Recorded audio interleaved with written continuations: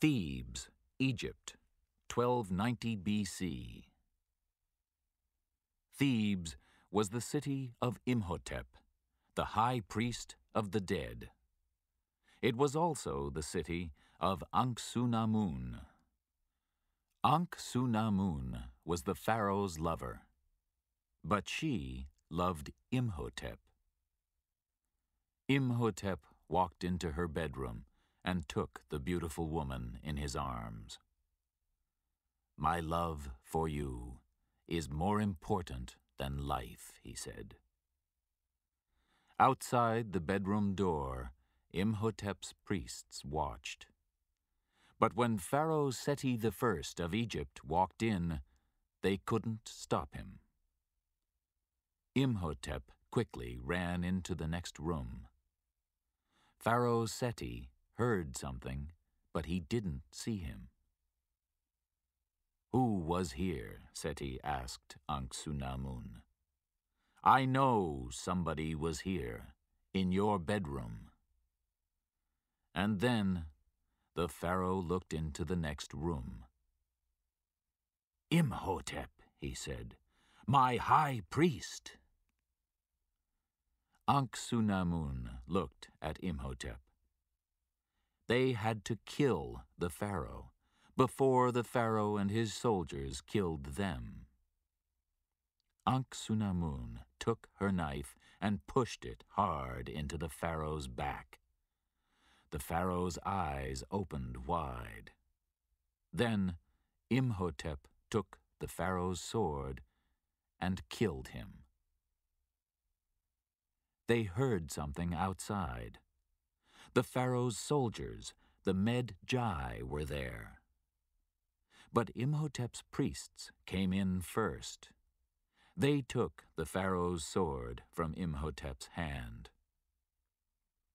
"Come with us," the priests said to him. "Quick!" They pulled him away from his lover. "No," said Imhotep. "I will stay with Ankh-Su-Namun." "Please, go," said Ankh-Su-Namun. "Please, live. They will kill me, but you can bring me back to life. Only you, the high priest, can do it." The priests took Imhotep with them. The pharaoh's soldiers ran in. Ankh-Su-Namun didn't say goodbye to Imhotep. There wasn't time. She took the pharaoh's sword and pushed it into her heart. Imhotep saw her die. The pharaoh's soldiers found Ankh-Su-Namun's knife in the pharaoh's back. But they didn't find Imhotep in her room. So Imhotep, the high priest, had to send his lover, the killer of the pharaoh, to the underworld. Imhotep had to mummify Ankh-Su-Namun. First, he cut out her heart. He put it in a gold box. Then he read from the gold Book of Amun-Ra. The Book of Amun-Ra sent the bad people of this world to the underworld, a dark place with no hope. They all watched her go, the Med-Jai, the people of Egypt, and the priests. Only the priests, with their white cats, weren't afraid.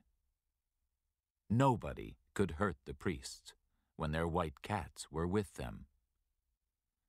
But Imhotep could bring his lover back from the underworld, back from the dead. The Book of the Dead could bring Ankh-Su-Namun back. This black book was in the statue of the god Anubis. It was Anubis's book, a book for gods, not for men. But for his lover, for Ankh-Su-Namun, Imhotep didn't listen to gods. The statue of Anubis was at Hamunaptra, the city of the dead. Egypt's gold was there too.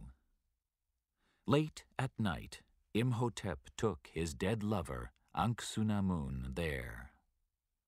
He also took her heart in its gold box. He went across the desert to Hamunaptra on horseback with his priests. There were 10 soldiers at the statue of Anubis, but Imhotep was the high priest, so the soldiers helped him. They carried dead Anksunamun. Imhotep and his priests found the Book of the Dead, and they took it to an underground room, a room of the dead. The soldiers followed. When Imhotep began to read from the Book of the Dead, Anksunamun's heart moved in its gold box. There was life in it again. Then Anksunamun opened her eyes.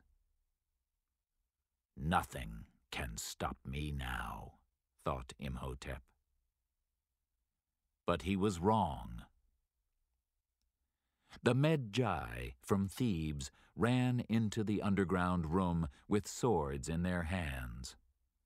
They stopped Imhotep. They broke the box with Anksunamun's heart in it, and Anksunamun died again.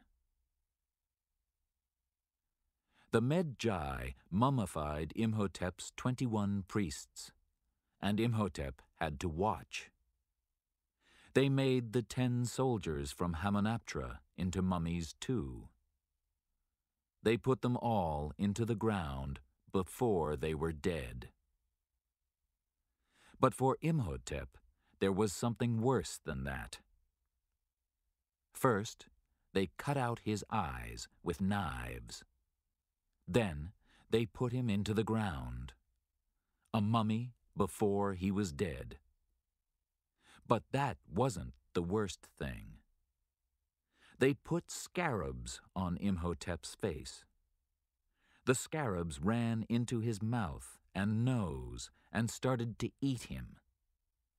This was Homdai, or half-life.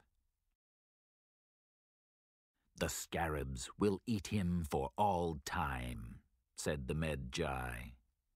"Imhotep is half dead, and he will be half dead for all time. Nobody can bring him and Anksunamun back to the world of the living, or he will make everybody in the world his mummies, and the scarabs will fly again and eat us all. It will be the end of the world." So, we, the Medjai, will stay here and watch Imhotep. First us, and then our sons, and then the sons of our sons. Nothing is more important than that.